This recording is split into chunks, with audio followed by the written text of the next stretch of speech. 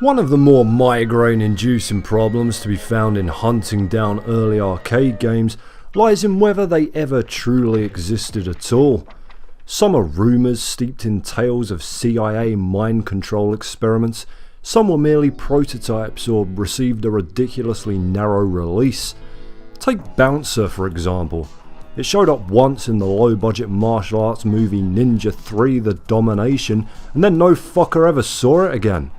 1982's Vampire is even more intriguing, a bite-em-up where you played as the Count himself, stalking neighbourhoods for fresh victims and avoiding priests, but this is the only picture anybody ever managed to get of it, probably an early gaming magazine that got invited to test the prototype. And then there are titles that were solid hits overseas but barely scratched the international market, like 1979's Dracula Hunter, the world's first vampire-themed game. Despite its respectable showing in Japan, one of the only remaining clues that this top-down bloodsucker blaster ever made it to market is buried in the pages of the 70s manga Game Center Arashi, in which the protagonist's quest to become the greatest gamer of all time leads him through bizarre battles with famous titles of the era, with Dracula Hunter among them. The game itself has you defending a princess at the bottom of the screen from endless waves of vampires who pour out of the mansion at the top. There's a scattering of panicked villagers charging around that exist primarily for the vampires to graphically enslave to the darkness, as well as kamikaze bats that come barreling out of the front door in an attempt to take out either you or some of the crosses defending your good lady from gruesome exsanguination, a gameplay nuance craftily pinched from Namco's Galaxian of the same year.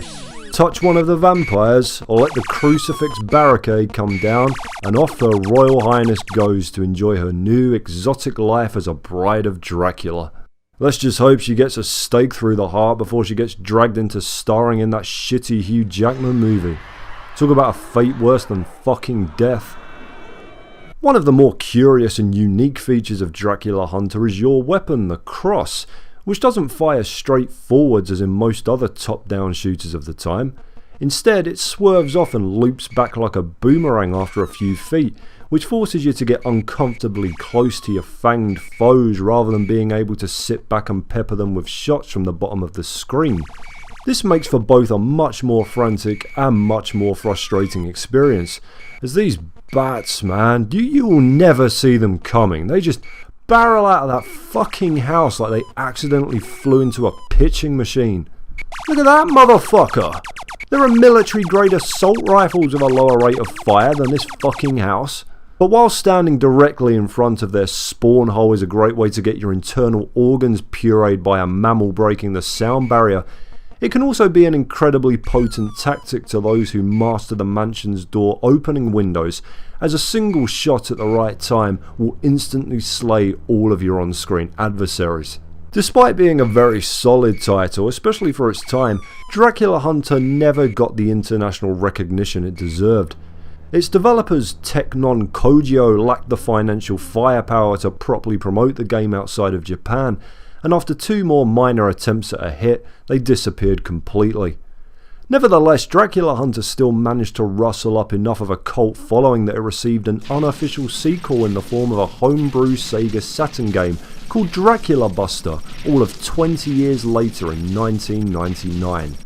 Horror was slowly but surely edging into the gaming mainstream, and while the genre's first pure breakthrough, Haunted House, was still over a year away, next time we'll look at an important arcade hit of the year 1980 that gave the world its first truly terrifying gaming adversary. Destroy the intruder. The intruder must not escape.